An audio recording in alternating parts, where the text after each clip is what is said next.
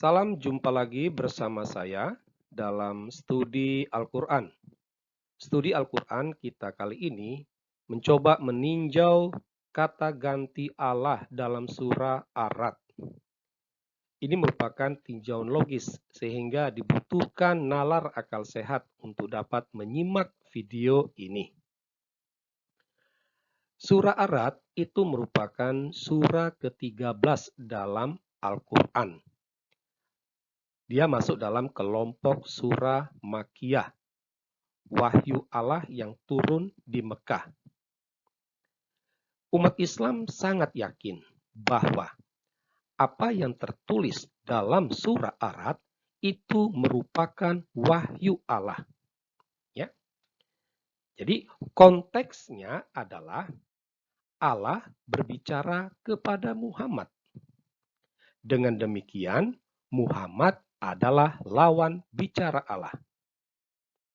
Jadi, apa yang tertulis dalam surah Ar-Ra'd merupakan kata-kata Allah sendiri. Sangat menarik kalau kita mencermati penggunaan kata ganti Allah dalam surah Ar-Ra'd. Selain kata Allah itu sendiri, terdapat kata dia, kata kami, dan juga aku. Ya. Sekali lagi, kata dia, kata kami, kata aku, ini diucapkan oleh Allah karena kata-kata ini merupakan wahyu Allah.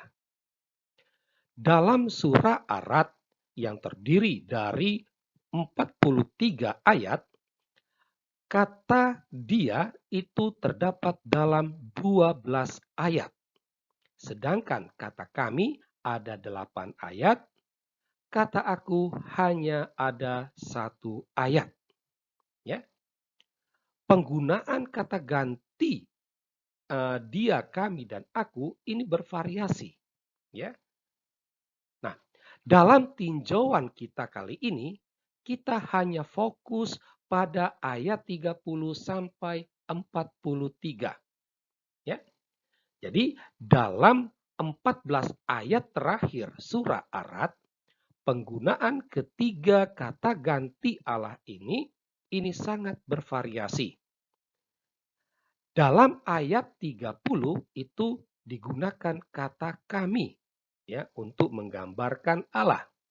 Sedangkan ayat 31 itu digunakan kata Allah. Menariknya, ayat 32 dipakai kata aku. Nah, jadi Allah memakai kata aku. Ayat 33 sampai 35 itu dipakai kata Allah. Sedangkan ayat 36 sampai 38 pakai kata kami. Sedangkan ayat 39 itu dipakai kata dia. Jadi di sini tampak ya begitu variasinya penggunaan kata ganti Allah. Ya.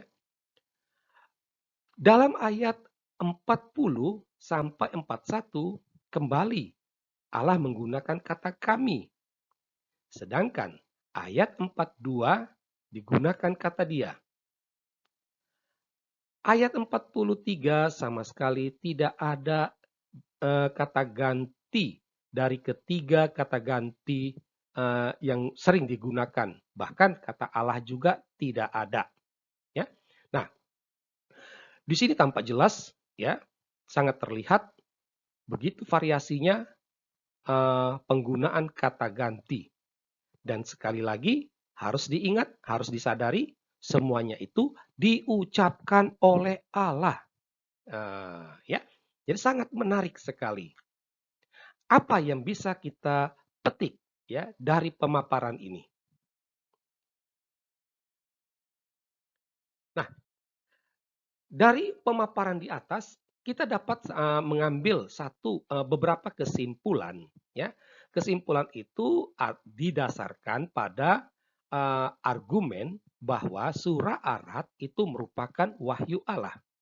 Nah, berangkat dari ini, maka dapat disimpulkan, pertama, Allah Islam itu tidak konsisten. Karena apa? Karena dia suka berubah-ubah.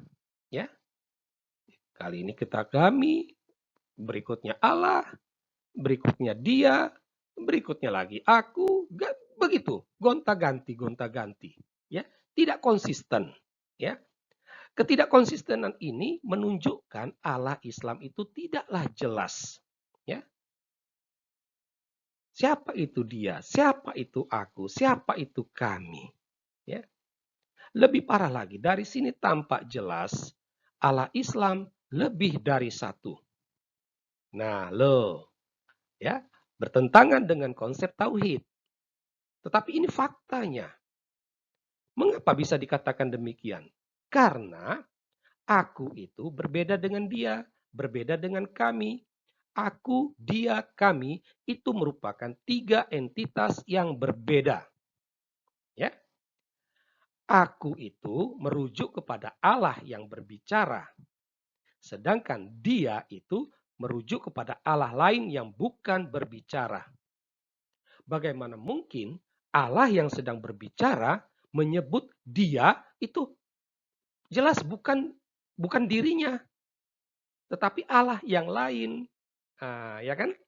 Sedangkan kami itu merujuk pada Allah yang berbicara dan Allah lain yang sedang tidak berbicara. Dengan kata lain, ya, kata kami itu merujuk kepada aku dan dia. Ya. Nah, begitu kacau balaunya kesimpulan yang kita dapat ini. Begitu kacau balaunya surah Arad ini. Dari sini ya dapatlah dikatakan bahwa surah Arad ini bukanlah wahyu Allah. Menghadapi persoalan ini, ya kita sering mendengar beberapa ulama Islam membuat rasionalisasi, ya. Nah, mereka mengatakan bahwa ayat-ayat Al-Quran tidak sepenuhnya berasal dari Allah, ya, tetapi merupakan Jibril berbicara atas nama Allah. Diketahui Jibril itu merupakan utusan Allah. Jadi Jibril ini menyampaikan pesan Allah. Apa yang disampaikan oleh Jibril itu merupakan wahyu Allah, kata-kata Allah. Nah, jadi begitu ya logika mereka. Ya, jadi dari situ kita bisa melihat ke dalam surah Arad tadi penggunaan kata ganti. Ya, kata ganti dia itu berarti Jibril sedang berbicara. Sedangkan aku itu berarti Allah yang sedang berbicara. Kalau kami itu berarti Jibril dan Allah yang berbicara. Nah, begitu ya argumentasinya. Tapi apakah argumentasi ini benar?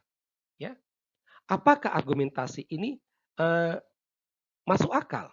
Ya, harus disadari bahwa argumentasi tersebut itu memiliki problem.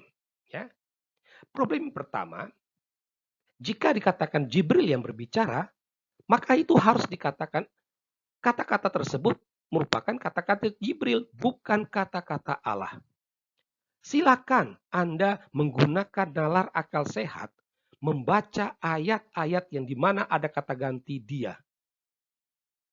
Kalau itu dikatakan itu merupakan berasal dari Jibril, maka itu merupakan kata-kata Jibril, bukan kata-kata Allah.